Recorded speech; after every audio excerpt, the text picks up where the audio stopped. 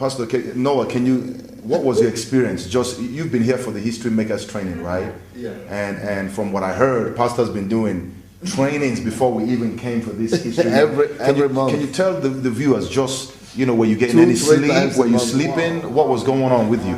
I learned new pressures that the body could take. Wow. By just attending right from the first day, it was straight into work. You start watching a movie at 12 midnight basically, and you're required to analyze the lessons in that movie, submit your assignment by 8 o'clock in the morning.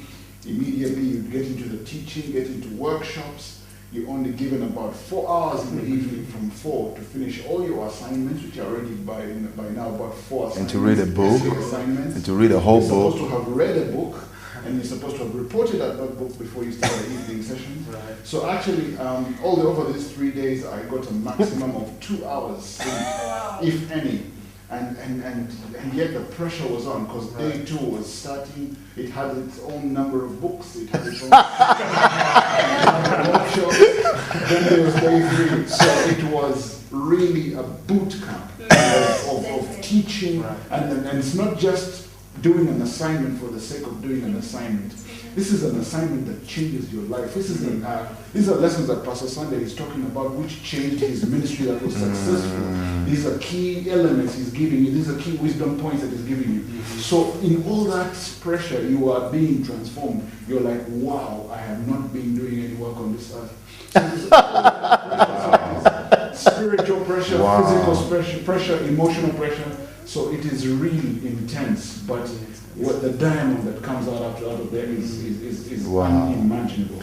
Now, go ahead. Sorry. I just wanted to add something that Noah was saying about the body. Sometimes, like I said personally, I've been very selfish and I like my body and I want to rest. And I thought to myself, I won't manage this training. How can I stretch my body? And from the time it started, I just kept going. And there's a point where my stomach, of course, was, weak and what. And I said, no, you know what? There's more in me. I can go further. And that's the thing. And it's funny, we are still alive. We're still here. We've been here since 4th of April, but we're still alive. We're still strong, still going. I feel like, I can keep going. So there's a lot that we can do. There's a lot in us. There's a lot of potential.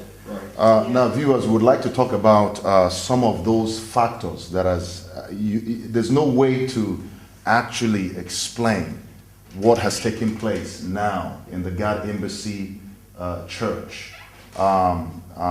There's really no word to use to describe what is going on here. But before we get into that, we'd like to talk about some of the specific things, the key factors that God has given to you and that you have passed on to your leaders. But before you go into those factors, there was a man of God who actually came here. He was one of your guest speakers. And I don't know, maybe those in Africa may know him better. Those in the West may not know him that much, but his name is W.F. Kumuyi. Professor, I know you know him. What can you tell us about W.F. Kumuyi? Well, Pastor Kumuyi is very well known. Wow. Not just in Nigeria, but all over the world, actually. Wow. As the general overseer of Deeper Life Church, and well over 1 million members. Wow. I think that's in Nigeria alone. Yeah, actually, I after he left, I began to read more articles about him. And I read a book that was written by one of the British guys, a journalist or somebody. Somebody. Yeah, and then they wrote that in Nigeria alone, he actually have well over 2 million people.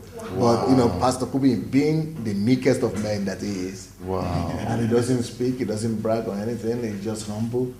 Yeah, he just calls it 1 million. There's a 2 million. 2 million. Very well known and respected, a man of integrity. Yeah. He's invited by governments, not just in Nigeria, but different parts of Africa to come and speak and address.